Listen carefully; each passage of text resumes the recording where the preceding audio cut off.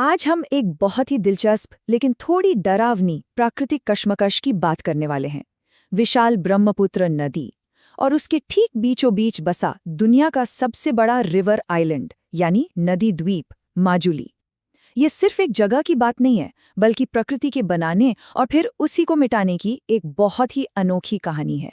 जरा सोचिए, क्या हो जब वही शक्तिशाली नदी, जिसने आपको जीवन दिया हो, जिसने आपको बनाया हो, वही आपका वजूद मिटाने पर उतारू हो जाए। सुनने में थोड़ा अजीब लग रहा है ना, लेकिन माजुली की पूरी कहानी इसी एक बहुत बड़े विरोधाभास पर टिकी है। इस बात को समझने के लिए हमें पहले इस पूरे इलाके को देखना होगा। भारत के उत्तर पूर्व में फैला ये विशाल ब्रह्मपुत्र नदी तंत्र, यहीं पर माजुली स्थित है। हिमालय से पूरे वेग के साथ निकलकर असम के मैदानों में आने वाली इस नदी की ताकत ही इस पूरी कहानी का असली हीरो और विलन भी है।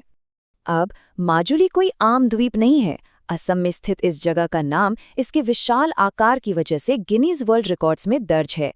लेकिन इसका महत्व सिर्फ इसके भूगोल में नहीं है।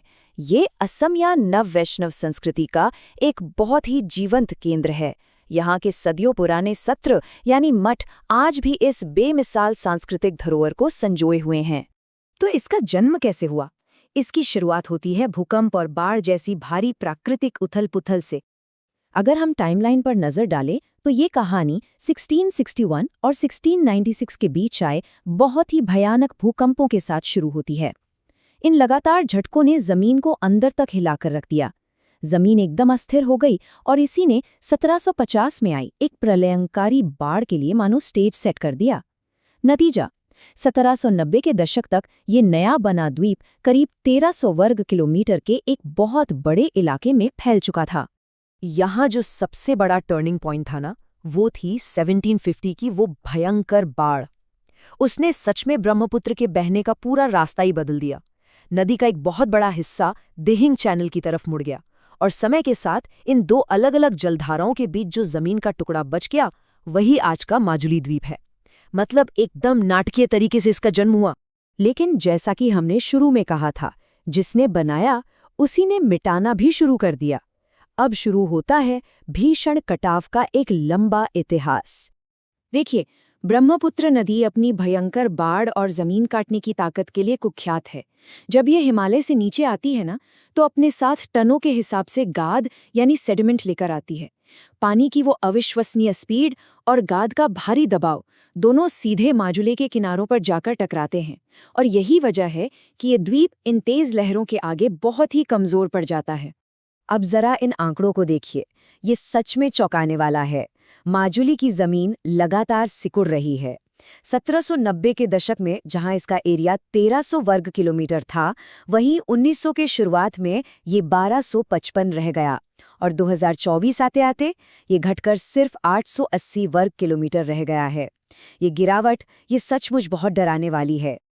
लेकिन इस पूरी तबाही के पीछे जो मानवीय नुकसान है, उसे समझने के लिए बस इस एक नंबर पर ध्यान दीजिए, 35, सिर्फ 35।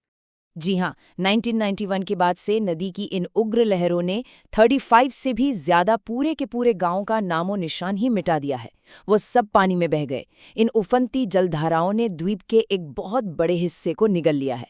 हजारों लोग बेघर हो गए और इस जगह की जो इतनी समृद्ध सांस्कृतिक विरासत है, उस पर भी एक बहुत बड़ा खतरा मंडरा रहा है। तो क्या माजुली यूं ही खत्म हो जाएगा? बिल्कुल नहीं। अब बात करते हैं इसके अस्तित्व को बचाने की इस महालड़ाई के बारे में। आज इस द्वीप को बचाने के लिए दो एकदम अलग अलग अप्रोच अपनाई जा रही हैं।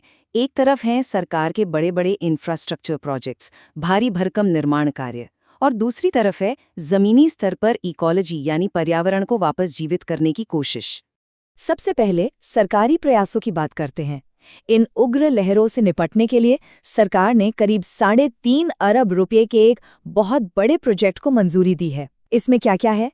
कंक्रीट की सुरक्षा वाला एक 4 लेन हाईवे, नदी के तल की गहरी खुदाई और खेरकटिया सूती सहायक नदी के लिए बड़े बड़े फ्लड गेट्स, यानी कुल मिलाकर पानी को रोकने के लिए पूरी तरह से भारी कंक्रीट इंजीनियरिंग का सहारा लिया जा रहा है। लेकिन अब जरा कहानी के दूसरे पहलू को देखिए, जो सच में बहुत इंस्पायरिंग है। फॉरेस्ट मैन ऑफ इंडिया के नाम से मशहूर पर्यावरण कार्यकर्ता जादव पायेंग उन्होंने अकेले अपने दम पर ये साबित कर दिया कि प्रकृति के पास अपने खुद के कितने मजबूत समाधान होते हैं। जमीन को कटने से बचाने के लिए उन्होंने अपने हाथों से, जी हाँ, बिल्कुल अपने हाथों से बंजर रेत के टीलों पर 550 हेक्टेयर का एक विशाल जंगल खड़ा कर दिया, जिसे आज मोलाई जंगल कहते हैं। और इस जमीनी मेहनत का असर देखिए, बंजर और कटने वाली जमीन अब एक बहुत ही मजबूत, हरी भरी और जीवंत इकोलॉजी में बदल चुकी है। ये जंगल मिट्टी को जकड़े रखता है, जिससे प्राकृतिक तौर पर कटाव रुकता है। इतना ही नहीं, ये जगह अब हाथियों, बाघों और हिरणों जैसे कई जंगली जानवरों के लिए एक सुरक्षित घर बन चुकी है। एक अकेला इंसान क्या कुछ नहीं कर सकता। अब इस पूरी चर्चा के अंत में एक बहुत ही चुपता हुआ सवाल हमारे सामने आकर खड़ा हो जाता है।